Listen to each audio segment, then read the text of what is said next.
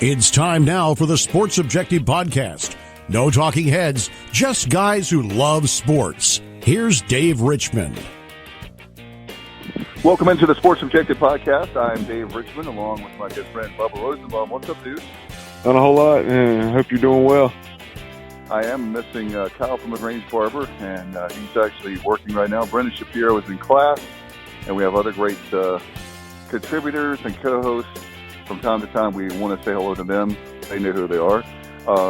Big week. We've got the Pirates taking on William and Mary and the Tribe coming in, and I know it's going to be kind of like a blast in the past. Bubba, we got the 2001 season, as my understanding is the last time we played them. Of course, before I was a Pirate fan, I was born, but I was not. ECU, unfortunately, was not on my radar. I wish it were, but it was not.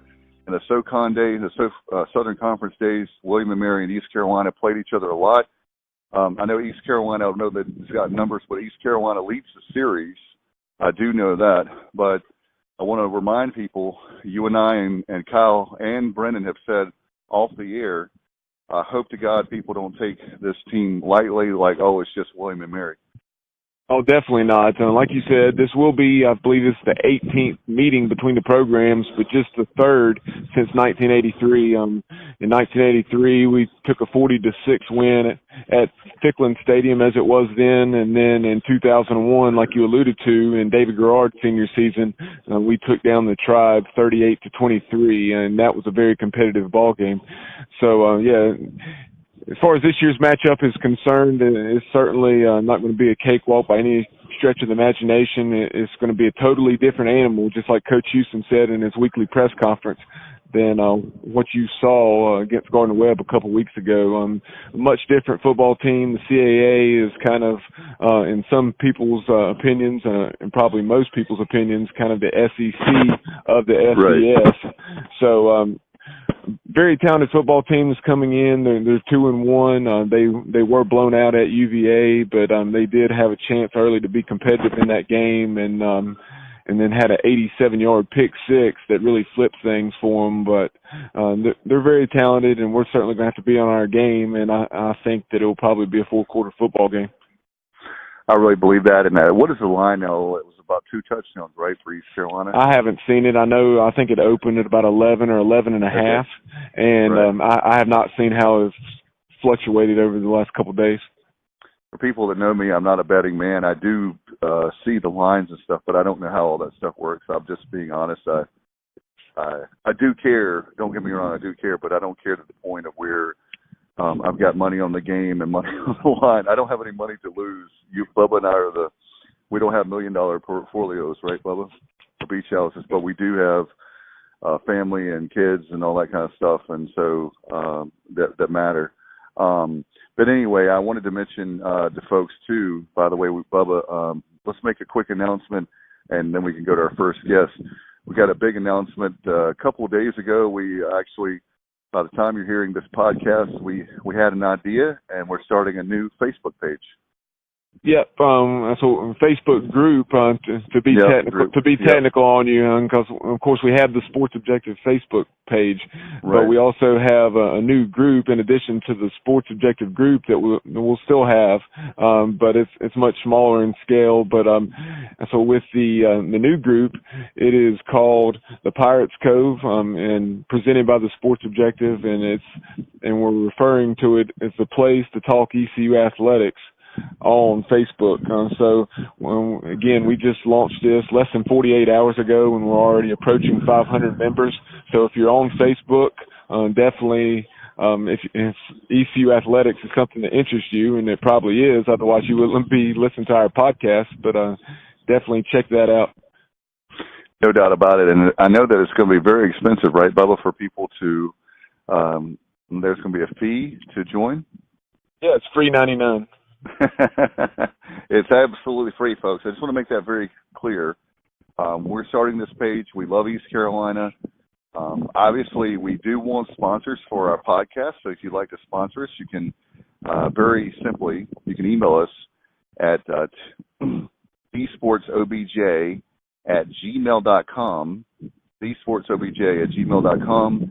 If you're interested, obviously we're going to be reaching out more down the line. But I just want to mention that we are in favor of sponsors for our podcast. But as far as this page group, I got used to saying group, for the Pirates Cove, then I want to let you know that this is a place you can come, you can join, and it's going to be, I had some people already to say on the page, you saw it there, Bubba, inside the group there, that people already making posts about how they feel like this is going to be more of an intelligent, I guess, portion of Pirate Nation. I don't know how to define that or not, but people that are, I guess, well educated when it comes to knowledge, if you will, about Pirate athletics.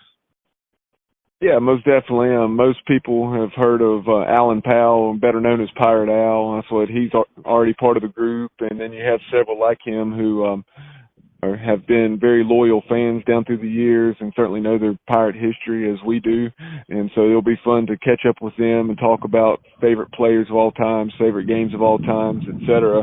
And then you also have a few non-Pirates that will join the fold. Guys, I know Kyle's buddy, James, a Southern Miss fan. That's what, obviously, Southern Miss in that program was a nemesis in our side down through the years until the last 5 meetings prior to the series, at least temporarily ending. We had won 4 out of 5, but prior to that, they had won something like 26 out of 35 or something. They had dominated the series, needless to say, and any Pirate that's been around for 20 or 30 years knows that. But yeah, it's going to be a lot of fun, and so if you're on Facebook, definitely join the Pirates Cove. It's going to be a lot of fun, folks, and again, it's absolutely free. I can say this, I can go out on a limb with the guys behind the scenes as well. We're not going to charge for that ever. I don't plan on that. I know that guys I can comfortably say, knowing how they feel, and so I just want to make that very clear to folks. It's free, and we're talking about, if you want to talk about ECU volleyball, they're we'll talk about that in just a little while. But if you want to talk about how great they're doing, talk about volleyball. If you want to talk about cross country, if you want to talk about swimming, football, basketball, there's 19 sports. This is your platform to do it absolutely free. Bubba, I know that we have a great guest right now. I'm very excited about our relationship with them. Yeah, that's what TowneBank Tower, of course, made its debut a little less than 2 weeks ago at the Gardner-Webb game.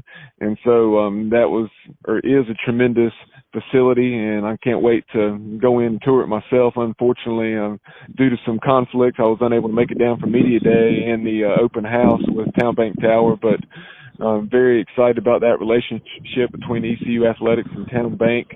And here recently we were able to catch up with Greg Steele, the president of TowneBank there in Greenville. And let's go to that interview with Greg right now. Well, if you're at the game on Saturday night, you got a chance to see the very first game of the 2019 season with Mike Houston. And also, Bubba, we have a very special guest because there was also the very first game that we had at TowneBank Tower. Absolutely. Very excited to have on with us from TowneBank, the president there in Greenville, Greg Steele. Greg, welcome into the show. Thank you so much, Bubba. Glad to be on. Absolutely. You know, Greg, we were very excited about the commitment that TowneBank made. We wanted to start off a little history of TowneBank, and I looked this afternoon. I know that you guys have been around for 20 years, I guess April of 99. Looks like you've grown a lot over the last 20 years, and we wanted to kind of start the interview there about the history of TowneBank. Well, sure. Yes, you're exactly right. We were founded in 1999 in that Virginia Beach, Tidewater, Suffolk area. It was a group of 12 former bankers who were at larger banks, and Bob Aston really was the lead behind it, and the bank started in his garage, basically the room above his garage, and they all had a great time coming together, and it really was to build a community bank that they felt was not in the Tidewater area, kind of build on relationships and friendships and kind of the caring approach that we have now, where the caring side was a definite kind of business strategy that the bank had, and kind of just a passion for service and helping our communities. And with that, the bank figured that clients, or as Town calls them, as members, would gravitate to a bank with that kind of culture, and it's served itself well for 20 years now. I know that, Greg, as far as the bank is concerned in Greenville, what made, I guess the question before we even get into about East Carolina, what's so attractive for TowneBank to be in Greenville? Well, as the bank in the Tidewater area has done so well and had done so well that it basically right now it has the number one market share in that whole metropolitan area, which Hampton Roads, Tidewater, or whatever you want to call it. So, and it's interesting that that's the number one market share when you compare it to the big banks.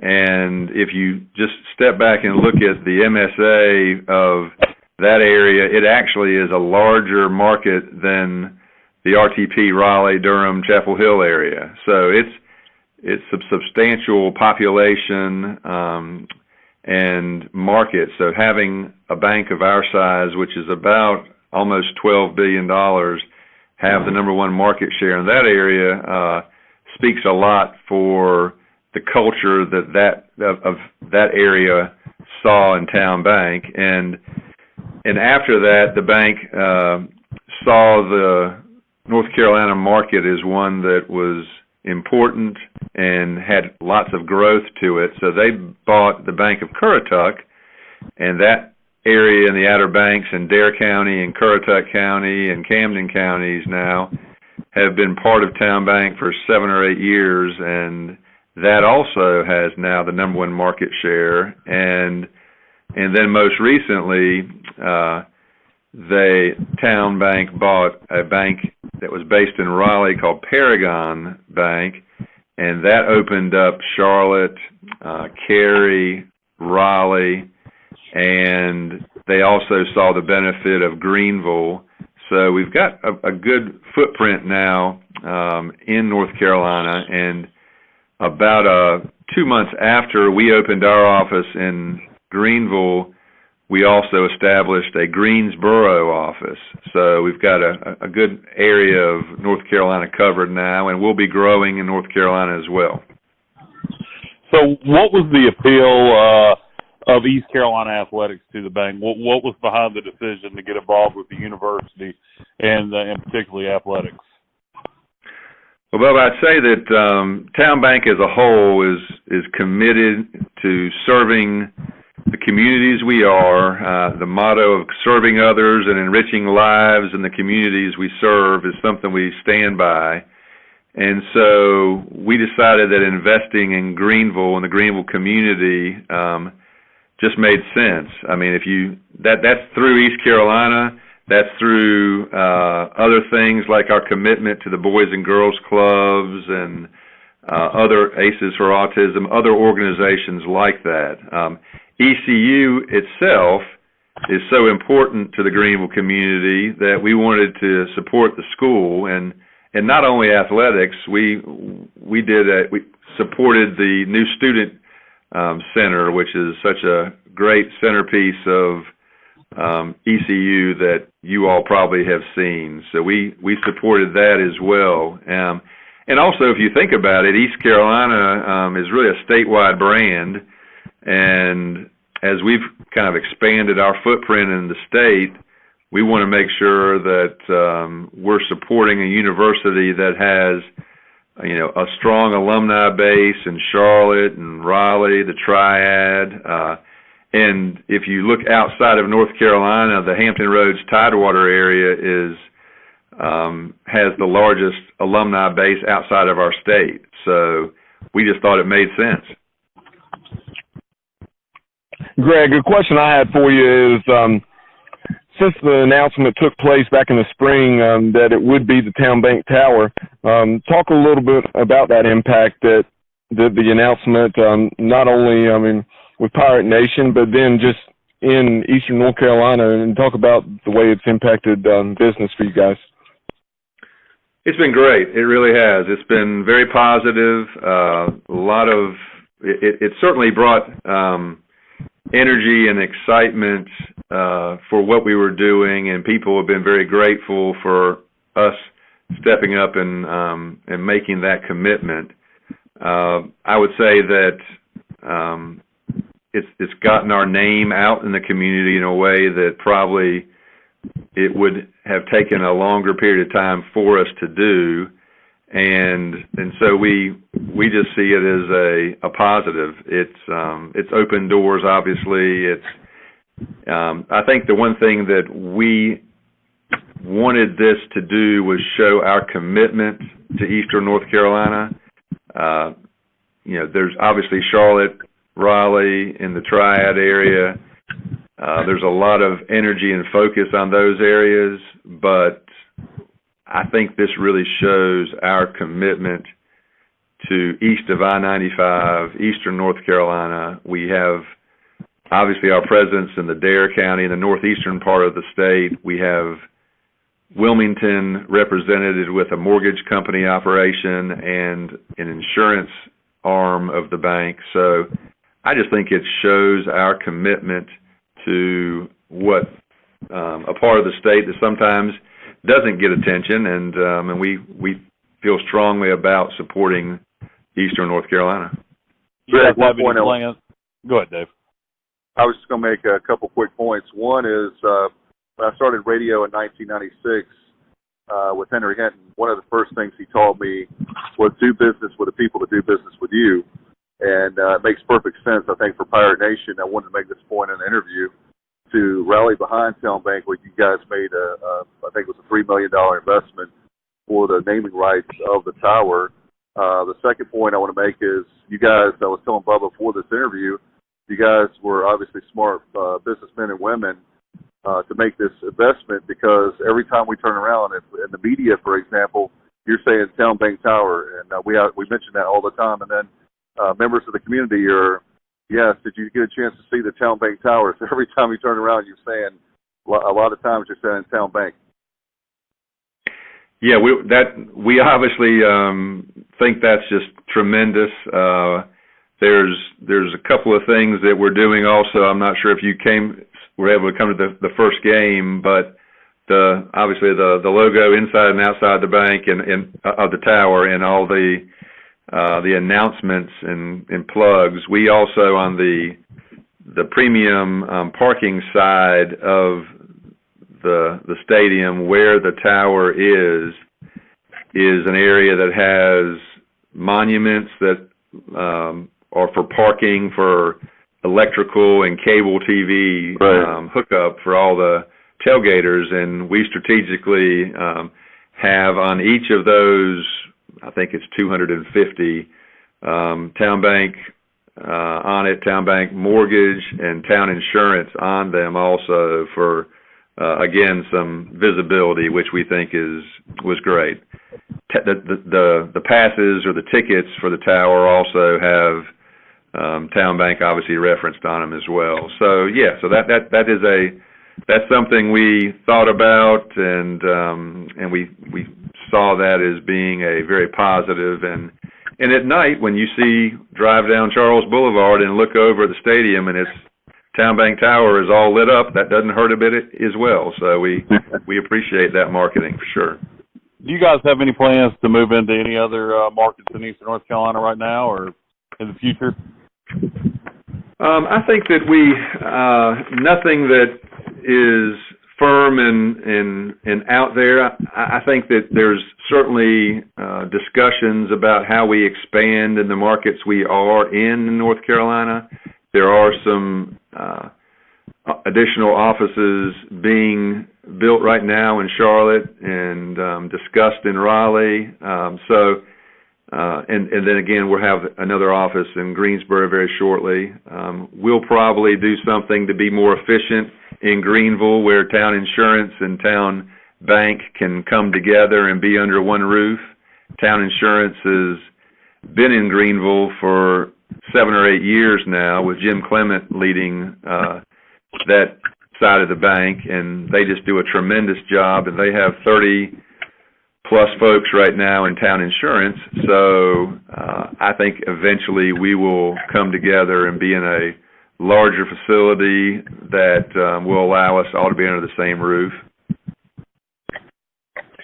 Greg, something I want to mention is you've talked about how in Eastern North Carolina, it's kind of a different atmosphere from the standpoint in those other markets you mentioned, like Raleigh, Durham, and then Charlotte, Winston-Salem. All those, for the most part, you have some sort of professional team, but in Greenville, it's a different animal. In Eastern North Carolina, it's a different animal. You do have minor league baseball in Fayetteville and Kinston, but so when you take a look at things, and this is the type of corporate sponsorship that East Carolina University Athletics has really been seeking for quite some time.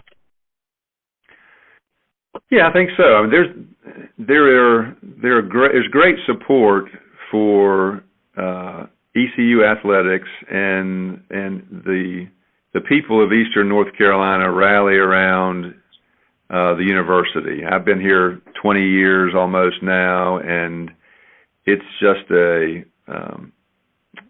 it's fun.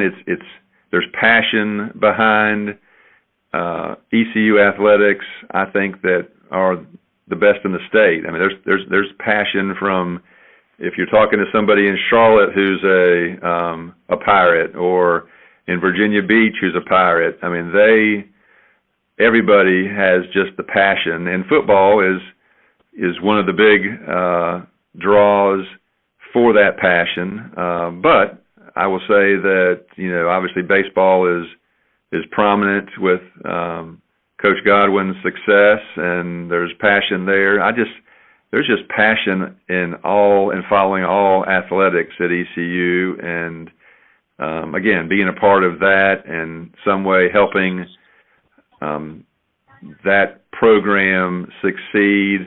We're grateful for the opportunity to do that. I think that's what Bob Aston says whenever he is asked about it. He's just grateful that we're able to do this and support the university and the athletic program. I noticed, I was watching the other night on ESPN Plus. I happen to be watching some of the Old Dominion game because they're an opponent later on this year, and I noticed you guys do some sponsorship with ODU. Maybe it's the TowneBank scoreboard or something like that. Are there any other universities you guys are involved with?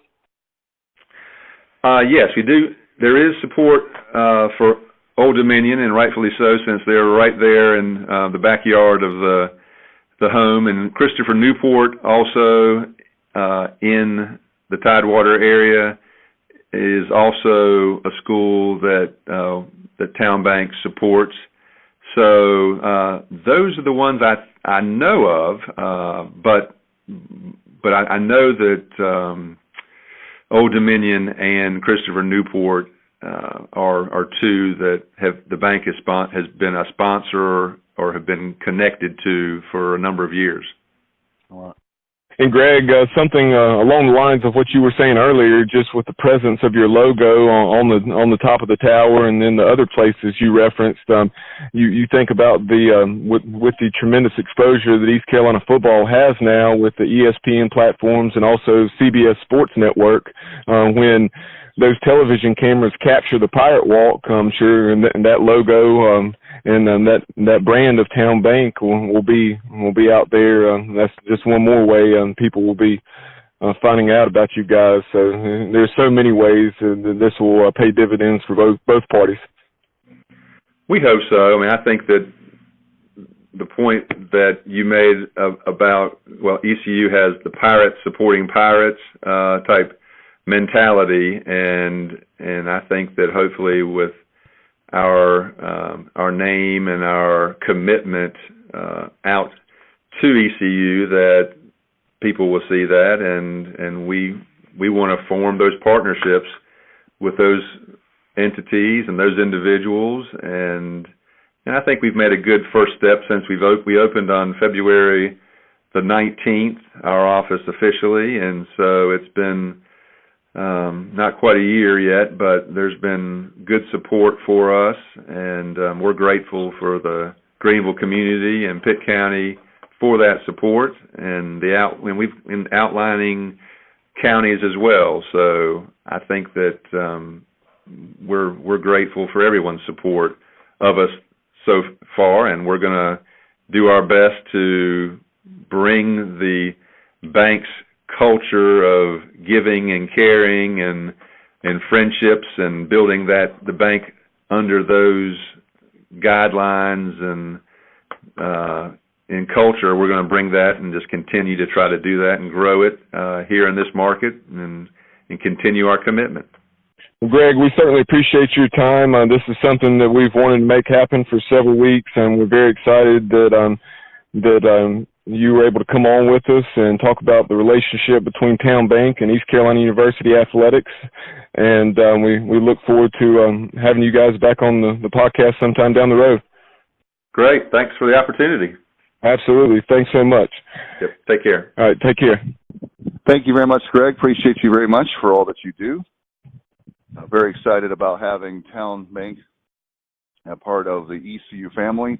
And, again, I've said this on previous podcasts, but they actually are smart by knowing that we're going to say TowneBank billions, a million times, billion times, whatever. But I'm looking forward to that. And that $3 million commitment for the program is huge.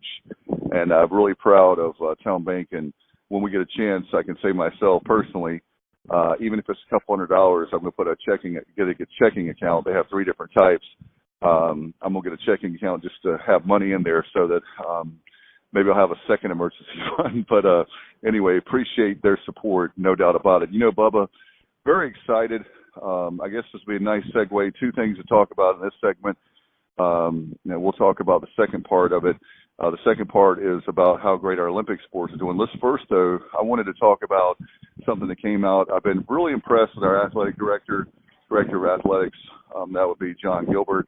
I think that he's been tremendous, as you've heard me say, and Kyle and Bubba on this podcast many times. But From the Helm is just fantastic, and I know there's a new one that come out, and you, I know, have it near you, so I'll let you talk about that. Yeah, the newest From the Helm, so he addresses a variety of topics as he so often does. The first thing he talks about is just some of the things that will be going on Saturday around the 6 p.m. football game against William & Mary. Earlier that afternoon, Spare Change, a band that's from LaGrange, North Carolina. Salute to Kyle. There you go. Hey! So maybe Kyle knows Spare Change, but Kyle, do you have any spare change for me? Yeah, but Spare Change will be performing behind TowneBank Tower from 2 to 5, and they have a pretty diverse playlist featuring rock, country, beach, and current top 40 hits. So definitely check them out if you're going to be there early, tailgating, and so that will be very convenient for those right there in the premium or white lot, as it's known as. But in addition to that, there will also be closest to the pin contest taking place at Cliffmore Practice Facility, and that will be featuring, I think it's 4 golfers from the 4 golf clubs right there in or around the Greenville area: Ironwood, Greenville, Brook Valley, and then also Aden. So definitely check that out. HV3, Harold Varner III, will be on hand, and he'll be hitting a shot for each team. The winning team will get an autographed Wyndham Championships flag signed by HV3, as well as some other prizes. So that's something to definitely check out. You will also have some famous alumni on hand. And then also in this letter from the Helm, that's what John Gilbert addresses a variety of questions posed by Pirate Nation, questions, concerns, and so forth from opening weekend against Gardner-Webb, and he has the question or comment and then his response to that particular individual. So definitely check that out on ECUPirates.com.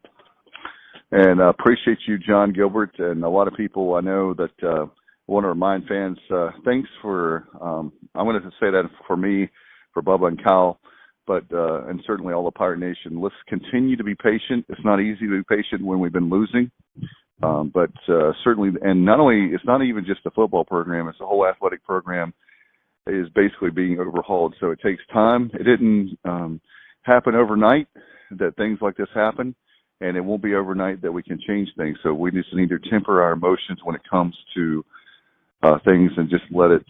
It's going to take time, and the ultimate question is, it'd be nice, Bubba, if we knew how long it would take, but we don't. And so appreciate them. They're the leaders. We've got great leadership now, so let's let them do their thing and not be in their way, so to speak.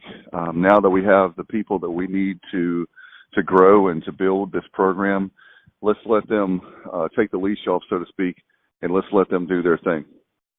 Definitely. I mean, obviously they're human beings. They're going to make mistakes, and that's one of the things John Gilbert, I mean, he just came right out and said that. We're going to make mistakes. That's cut and dried, plain and simple. That's just the way it is. But know that right.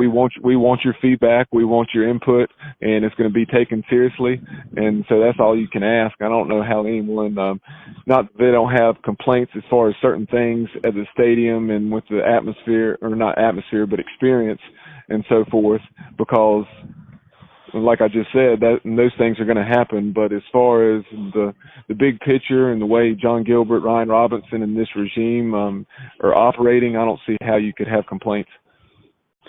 No, that's very true, and I appreciate them so much. I want to mention, too, one of the things that when the program is headed, and I say that as a whole, all 19 sports are headed in the right direction when you have the leadership. But also now, I mean, Bubba, I'm so excited about the Olympic sports doing well. When you start off with, can we start off with volleyball? I mean, man, you did a nice job a couple weeks ago with Julie Torbett. By the way, if folks want to hear that interview, was a couple weeks ago. Bubba did a nice job, but I'm just so excited about her. I know it's not her first season, but I think it's her 7th season. But what a nice job she's done turning around the volleyball program. Yeah, just unbelievable. We've talked about it multiple times on the show as far as 6 wins in 3 seasons prior to her taking over, and she very quickly turned it around and changed the culture. And then, like you said, here she is in year 7, and this program is rolling 10 matches into the season, and they are 9-1. Their lone loss was to Wake Forest. So, and unless I saw Wake Forest had a very gaudy record themselves. So, no shame in that loss, even though I'm sure we'd love to play the Demon Deacons again. But kind of the highlight of the season thus far, at least as far as recognizable wins and things that our fan base can relate to, a win at NC State where we rallied from down 2-0 to win the final 3 sets and take a 3-2 victory over the Wolfpack in Reynolds Coliseum. And since then, we've continued to play well. We've won our last 4 matches, so we've won 5 in a row. And like I said, 9-1 overall. And this weekend, they will be in Boiling Springs, North Carolina, near me. So, unfortunately, I won't be able to attend because I'll either be at my son's baseball, depending on when it is, or potentially in Greenville for the football game. But they will be playing at Gardner-Webb Friday night against the Running Bulldogs, and then on Saturday they will be taking on Alabama A&M. So, and then they also have one more non-conference home match, and that is against Campbell on September 25th, and that is a Wednesday night at 7 p.m. So remember, that is free. Get out to Williams Arena, Minges Coliseum, and check them out. And they will begin conference play at Cincinnati on September 27th. Appreciate them, and thank you, Julie. I know CC Buford, a future guest on this podcast, the new women's golf coach. How about that? They finished second. It was, out of 15 teams in Minnesota?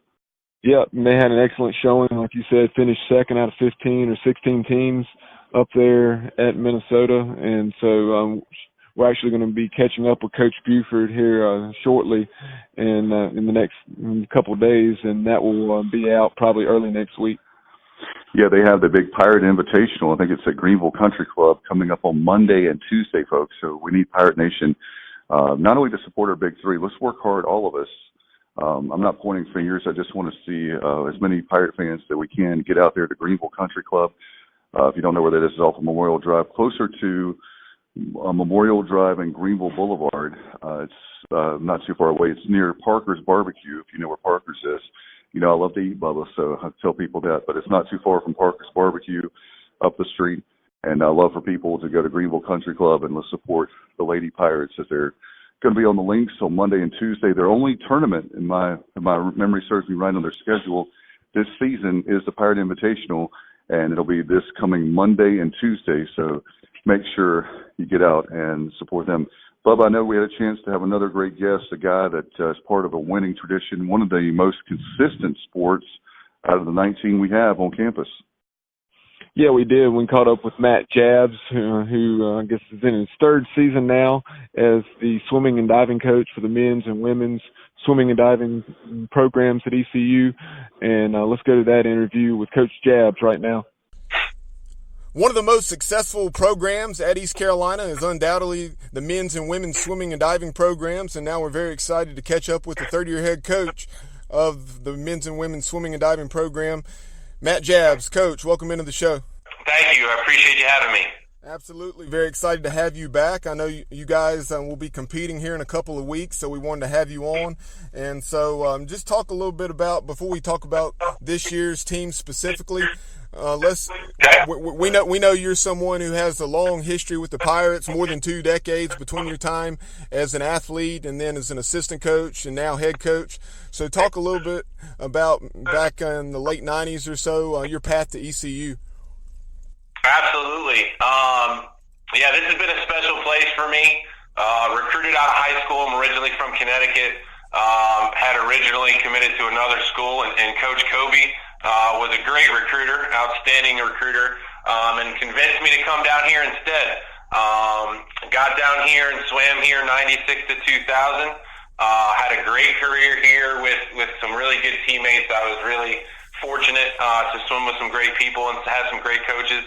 And just kind of fell into place. Wasn't quite sure what I wanted to do with my career at that point.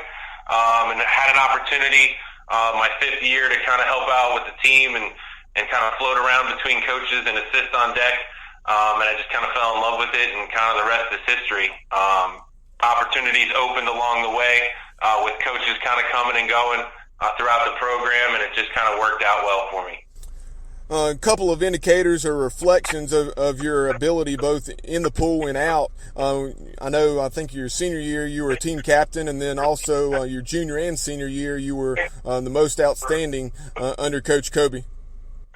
That's correct. That's correct. So talk a little, before we move to the present, talk a little about what you learned from Coach Kobe, obviously so instrumental, just synonymous with East Carolina swimming and diving for 30-plus years.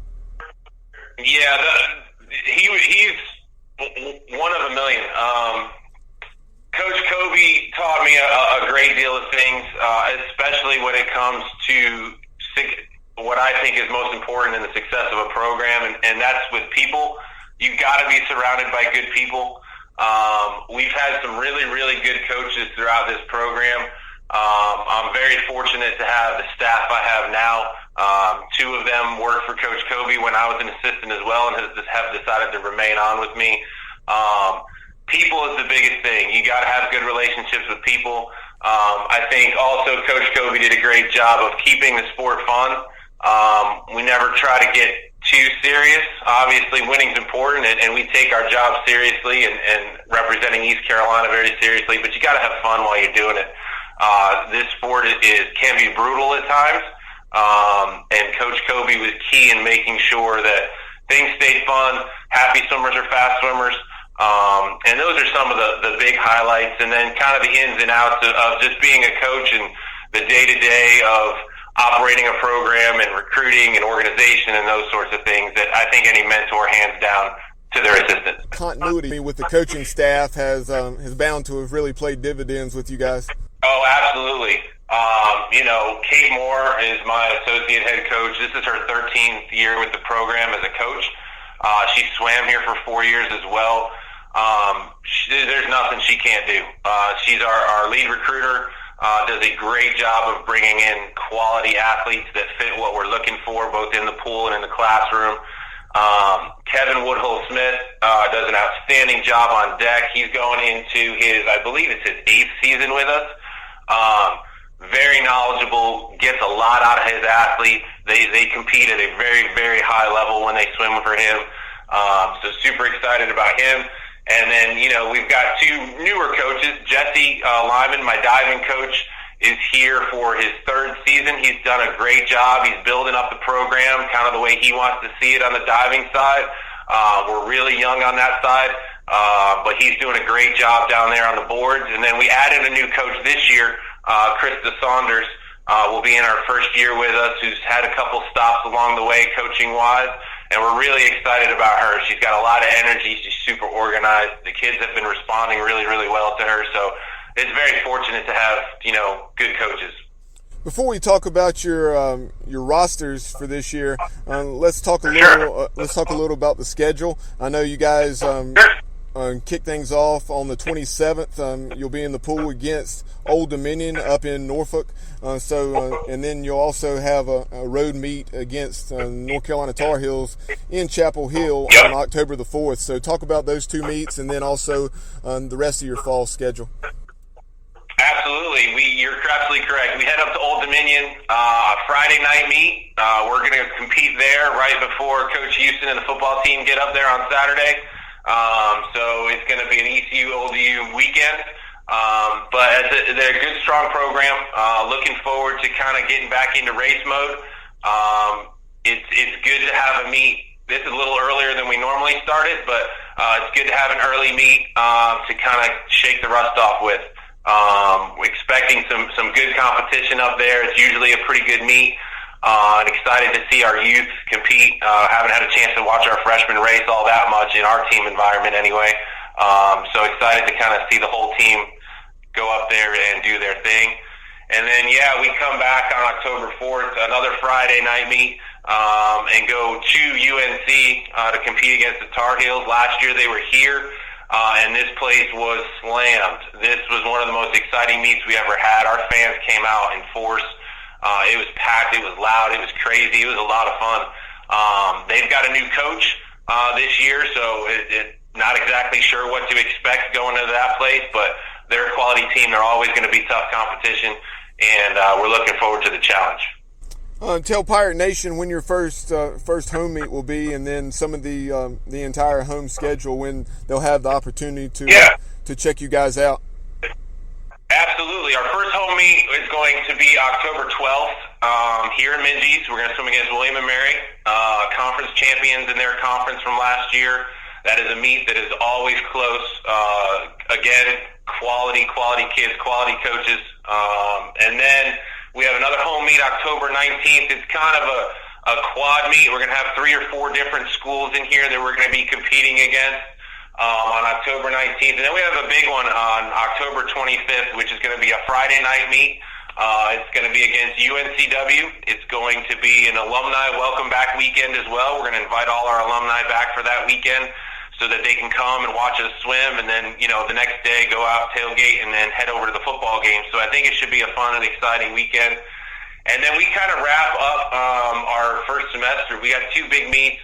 We have a Pro Series meet in Greensboro, which we will take some of our top-level kids to have opportunities to make some national cuts and things like that.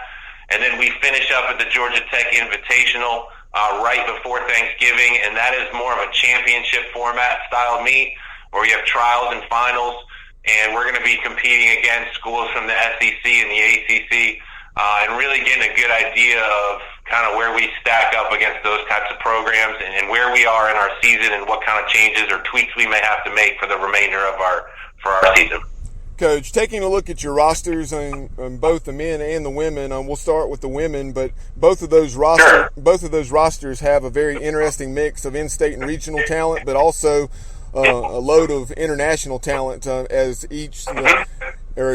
both the men and the women have 10-plus international athletes. So talk a little about the women's roster. I know they're loaded with freshmen and sophomores, it appears. Absolutely, you're dead on there. On the women's side, we're in a little bit of a rebuild mode. We are going to be very, very young. That's exciting. As a staff, we're excited about it.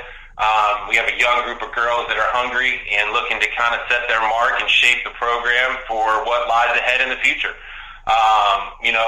We brought in 12 freshmen this year on the girls' side. We had 8 sophomores, so again, very young. And then we kind of don't have a junior class and then have 6 seniors. So we're going to rely on those seniors to kind of be the leaders, kind of show these youngsters how it goes. But there's a ton of talent in the freshman and sophomore class, and we're really, really excited about that.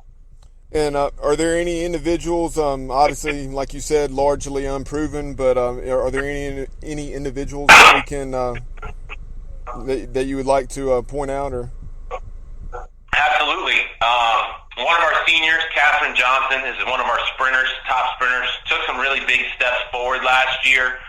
Broke through some big-time swimming barriers as far as time achievement and those sorts of things go. Competed really well at the conference championships. We're looking for her to continue that success and kind of finish out her career on top. She's been someone who kind of came in as a freshman, somewhat under the radar, and has really done a great job building herself up into being one of the best in the conference at what she does. So we're excited about her. And then on the kind of the sophomore class, Shannon Stott, one of our flyers, and Mariana Vignoli, one of our distance kids. Those are two youngsters that have some experience, but we're going to rely heavily upon in their events. Will be pretty good for us.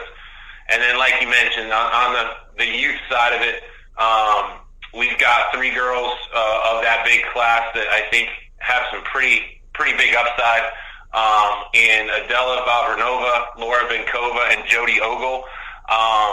They come in with times that'll should put them in the top 5 in the conference in all of their events. So we're excited about that. And then with the rest of that freshman class, a lot of kids that are going to contribute right away and we think have a really good upside that down the road maybe fill those shoes that Katherine Johnson kind of did and grow into some of the best in the conference by the time they're juniors and seniors. And then on the diving side, super young, all freshmen and sophomores. So they're developing and learning on the fly and got some good returners there as well and some talented incoming kids. Transitioning over to the men, I know on the men's roster you have roughly 5 athletes per class with the exception of the sophomore class where I believe you had 10. So talk a little bit about the men. I know Gustavo Santos, that he's someone that was an NCAA qualifier for you a season ago. That's absolutely right. Our guys team, we're looking to continue to compete at the top of our conference for sure. Very talented group. Gus, as you mentioned, he's the defending 100 fly champion for the last 3 years. And it'd be great to go through his 4th year and go undefeated in that event against championship competition. He was the conference's only representative at the NC2A men's championship last year, which we were pretty pumped about. He's had an outstanding summer. He actually is on his way back from Brazilian Nationals right now. He finished 3rd in one of his events, so we were pretty excited about that. And, with Gus, we kind of know what we're going to get with him. He works hard. He knows what he wants to achieve, and we're excited to have him back for one more season. We also have Jacek Artwitz, who is the defending breaststroke champion for the past 2 seasons in both the 100 and 200 breaststroke. Has had a great career. Really looking forward for him to continue. Last year was probably his strongest in-season that he's had for us. Did a really, really good job. And then, again, won 2 championship events at the end of the year, and it was instrumental on our medley relays for sure. And then we were returning Merrick Osina, who was the AAC Freshman of the Year, and won the 400 IM for us. And during the dual meet season, we put him in just about every event we have, and he did an outstanding job for us. He can swim just about anything, and if we need him, we plug him in, and we know we got somebody solid in those events. So as far as kind of the top kids, those would kind of be the 3 I'd highlight. And then, we also have added a guy last year mid-season, another breaststroker, Lubomir Epitropov, who ended up finishing 25th at Worlds over the summer, which was pretty impressive. That's, against the entire world. So we were really happy about that. And then I think he's going to make a pretty significant impact within the conference and really challenge Jacek in those breaststroke events for sure, which would probably, hopefully give us, the top 2 breaststrokers in the conference. And then on the young side, we've got, Adam Mahler is a strong butterflyer that we're really excited about, incoming freshman. Has done a great job since he's gotten here. He just keeps getting faster every time he hits the water. I think, he's going to be a force within the conference as well. And then we've got a couple other young kids that are coming in that I think are going to be pretty special, and a couple that may even surprise some people that are going to be under the radar until we kind of get to some bigger meets this year. So, and our divers could be on the men's side the strongest group of divers we've ever had. Brought in a young guy from Mexico, Roy Aguayo, very, very talented diver. Looks for him to kind of be our number one guy. And then kind of Devin Nugent is a returner for us. He's in his junior year, had his best campaign last year, scored a lot of championship points for us, was an all-conference diver. Super excited to have him back. And then Gavrilo Bladen was injured last year. We ended up getting him on the boards for the last month and a half of the season. But he's healthy now. He's 100%. He killed it this summer. He was in here every day, getting back to where he needs to be and learning new dives and all those sorts of things. And I really think he's going to kind of surprise a lot of people with what he accomplishes this season. Coach, I know last season the men finished second in the American Athletic Conference. So tell us a little bit about where we're expected to finish this time around, and then also just tell Pirate Nation, for the ones that may not follow it very closely, at least not yet, what the American Athletic Conference is like in terms of men's and women's swimming and diving. Absolutely. On the men's side, you know, we're like I said earlier, we're going in there to compete for a championship. I feel like we've got a pretty talented roster that can go in there and be very successful. You know, Cincinnati, they didn't really lose a whole lot. They're going to come back and they're going to be just as strong. I expect SMU to be very strong as well. It's a pretty good little conference. There's not a whole lot of wiggle room and a whole lot of room for error there. You got to show up and be ready to go on both sides, men's and women's. Now, on the women's side, we have a couple more teams in the mix that have women only, like the University of Houston, who's kind of won the conference the last few years and kind of been the one where everybody's been chasing.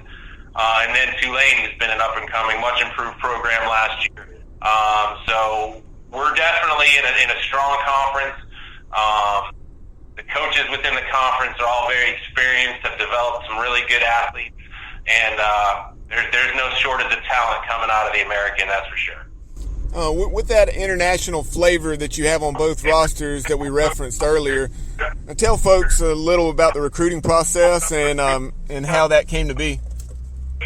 Sure. You know, we're looking for talent. I don't really don't get concerned with where they come from. As long as you're fast or talented on the diving boards, we're here to compete, and the best people that we can get into our program, that's who we're going after. As I mentioned earlier, Kate Moore is our recruiting coordinator and handles almost all of the international recruiting with very few exceptions. She spends a lot of time on Skype calls. She spends a lot of time on the phone. She has taken some international trips and kind of established some routes for us. And a lot of it is word of mouth also. You know, you get one athlete from a team or a country, and they know a couple more athletes who are looking to come over here, and throughout the recruiting process with an international student, if there's some familiarity there, whether they already know somebody here or they know of somebody here, it makes them a little bit more comfortable being willing to, you know, come across the world to go to school in a new place, in a new environment. And then, you know, from the domestic side, you know, we're all over the country too. We have, you know, just as many, if not more, of the domestic kids coming in. Are super talented and do what they do and help our team win and continue to succeed and roll forward. So, you know, we just divide our recruiting amongst all the staff. Everybody takes a group of kids and starts forming that relationship and gets them in on recruiting visits and talks to coaches and watches them swim at meets and those sorts of things. And that's kind of how it rolls. Last question I have for you, Coach. With the season getting cranked up, if there's some members of Pirate Nation that have never, as you know, we're a very passionate bunch, and I know you referenced last year in other interviews that I've heard with you as well, tremendous atmosphere that can exist at Minji's Natatorium. So tell folks as far as what they can expect if they come to a swim meet and what the atmosphere is like, and give them your sales pitch, so to speak. Absolutely. I've traveled the country to a lot of different places, been to a lot of swim meets. There is no pool in the country that hosts a home college meet like ours. We are packed. It is a packed house for almost every single meet. I had meets last year where people called me afterwards and said they could not get in the door. So if you're planning on coming out, certainly plan to get here a little early. But when you get here, if you've never been here before, you can expect a lot of energy. That's one thing that I pride our program on, is that we have a lot of energy with what we do. We feed off crowd's energy. So if you're coming, don't plan on being quiet. We want you loud and proud and screaming for the Pirates. It's just a lot of fun. There's pretty much one heat of each race. It's head-to-head racing. It goes quick. And anything we can gain from the crowd and the atmosphere in here, we're all for it. So would love to have this place packed for every home meet we have this year, and invite everybody to come out and check it out for at least a little bit. Absolutely. I know I've had the opportunity to catch bits and pieces of meets throughout the years, going back to Coach Kobe's tenure, and it is a lot of fun, no doubt. Coach, we really appreciate your time, and we'd love to have you back on down the road. Best of luck to you and the Pirates this season, and continued success. Awesome. Anytime, and I appreciate you having me on this morning. Absolutely. Pirate Nation, that is ECU's men and women swimming and diving coach, Matt Jabs. Appreciate Coach Jabs. In fact, his last interview, Bubba, was one of the most listened to podcasts we've ever had. I know. Did you say it scared him when he heard the results, the number of listens that we had on that podcast? But we had a ton of people listen to that podcast, and hopefully it'll be the same time. I'm sure it will, because Coach is awesome, and I enjoy listening to him. I was on a swim team for a year, and it's one of the hardest sports that I've ever played in my life. It was very demanding, as you can imagine, very challenging. When we started, I'll never forget, it was an outdoor pool in April, and it was a summer league in Durham when I was growing up.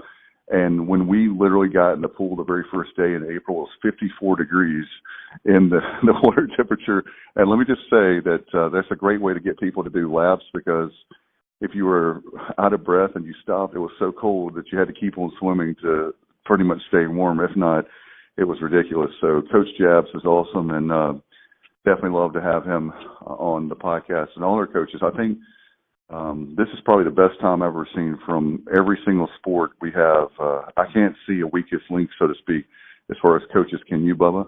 I mean, you've been following this program for a long time. Yeah, we have a tremendous staff, for sure.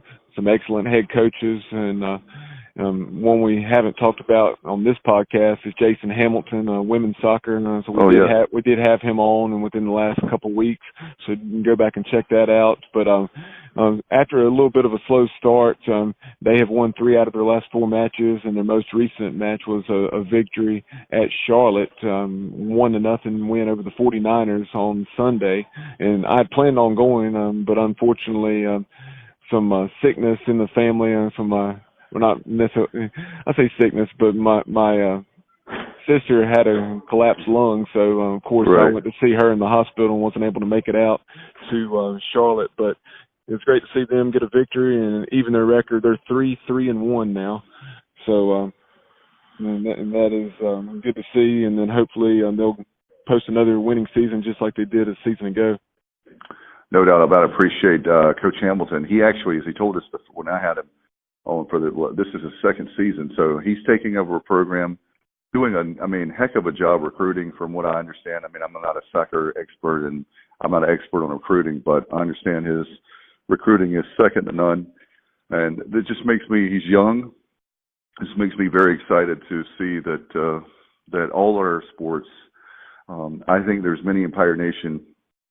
There might be some that only care about football or a certain sport, but I think if you ask most of Pirate Nation, they would tell you that they want to be winning at every single sport. You know what I mean? Like, there's some places you go and they only have pretty much one sport, and they're like a UConn. Right. No offense, UConn, but absolutely.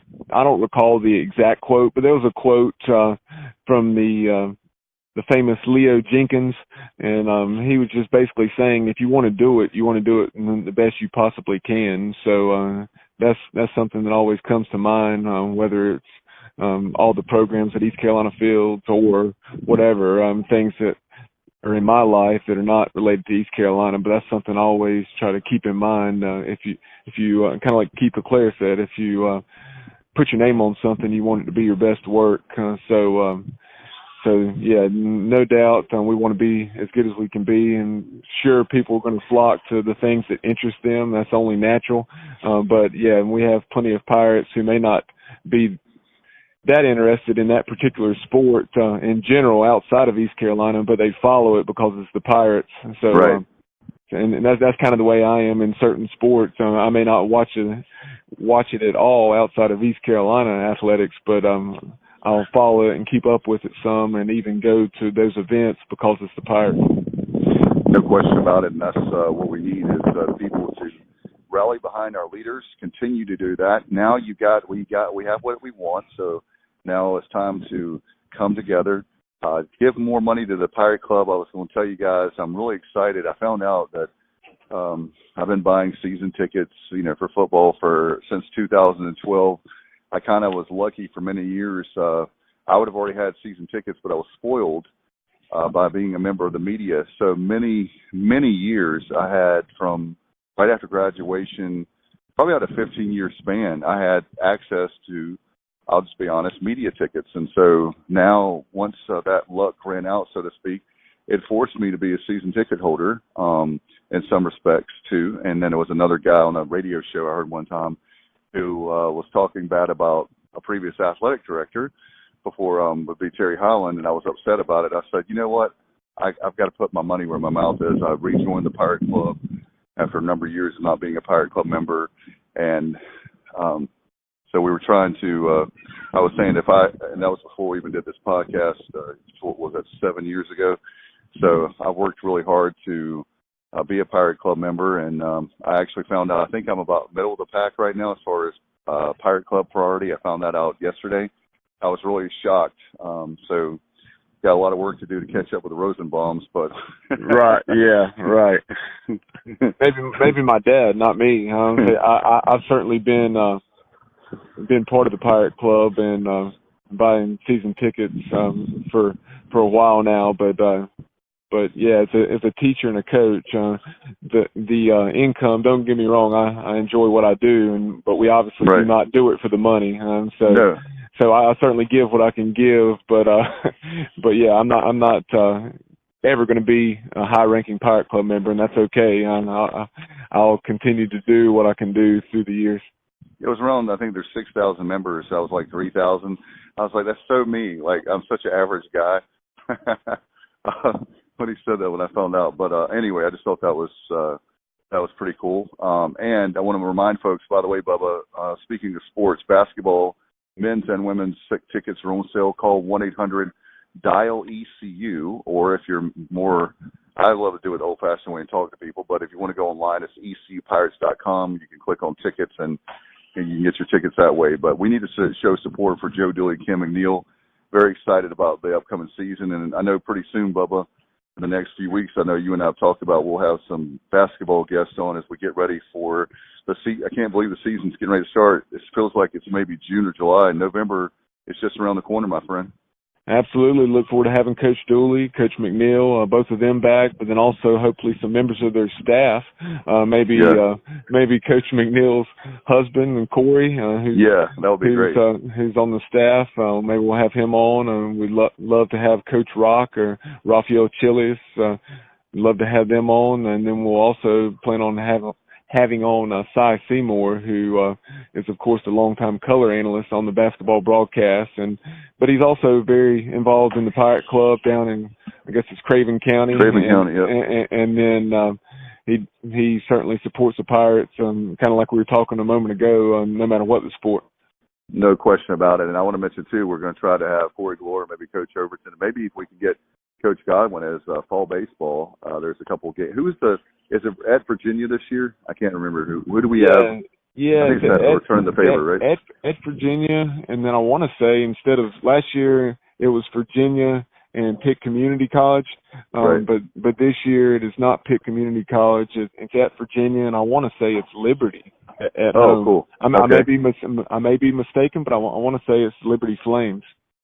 All right, that's very cool. Love that university, and I love what they're doing there. Bubba, I know that got a lot of great podcasts coming up. We got another great, before we go, I know that we're both tight on time, but I wanted to mention we had a chance to have a fantastic guest on, and she's going to be on our very next podcast. Can't wait to have her on. Absolutely. One of the top female track and field athletes at East Carolina was Tynita Butts. She was an All-American every single season, which is just unbelievable. It's unheard of. And so she's certainly in rare company, and she is still doing what she does, high jumping, and she's just a tremendous high jumper, and she's so good that she's representing Team USA at the World Championships in Qatar here in a little over a week. So definitely check out this interview. I was very excited to be joined. Dave and I were joined by Terry Gallagher, who, of course, is football medal winner at ECU, but he had also coached track in the state of Georgia in the high school ranks for nearly 3 decades. So we asked him to take part in the interview, and we had an excellent chat right around an hour with Tynita Butts. She was fantastic. We knew that she was a tremendous athlete, but even more so a great person, what a personality, tremendous, and look forward to that. I know, Bubba, I want to remind folks to join and sign up. You can. The Sports Objective, it's our new page. It's called the Pirates Cove, presented by the Sports Objective. Find it on Facebook, absolutely free. Want to remind friends about that and our great fans of Pirate Nation. Hey, by the way, I've been checking around with Dana at Dana's Global Travel for our cruise. Looks like everything is okay. In Nassau, we're still going to keep our cruise next July, the 16th through the 20th. And so we'll give you that information. We'll have her back on soon to get people signed up, and it's going to be a lot of fun. We're going to see if we can have former Pirate players on the cruise and have them come with us, and just have a Pirate should be on a Pirate ship, right, Bubba? Oh, definitely. I know it will be a good time, and it's great to hear that people are really responding. It really is. Appreciate that very much. Well, Bubba, do you have any final thoughts before we go? No, I don't. We'll have our Pirate preview coming up. Of course, our next podcast, like we just said, will be the conversation with Tynita Butts, one of the best to ever wear the purple and gold in terms of track and field. So after that podcast, we'll have our Pirate preview where we'll catch up with the longtime play-by-play voice of Jade Colley. He's actually done it longer for the green and gold there at William & Mary than Jeff Charles has for the Pirates. So that's quite an accomplishment. Tremendous longevity. So we'll have him on, and then we'll probably also have a Pirate guest as we take a look at this weekend's game between the Pirates and the Tribe. All right, sounds good. We got a lot of content coming out this week, but that's what sometimes we have more than others, but when we have a chance to get it out to you, of course, we're going to do that. And, of course, any breaking news at once. I want to remind you, too, to join our Facebook. You can actually like our Facebook page. And you can follow us on Twitter at Richmond. That's me. Sorry about that. at TheSportsOBJ. Again, at TheSportsOBJ. You can go on Instagram. It's very simple, at the Sports Objective, and you pretty much find us anywhere when it comes to that. Anywhere that you can hear a podcast, you can hear this great. We work really hard with distribution of the show. So do that. Bubba, thank you, man, so much. Appreciate your time, and look forward to the next time. Until next time, this is Dave Richmond for the Sports Objective Podcast. You've been listening to the Sports Objective Podcast. Join us next time as the guys will be objective, and the objective is sports.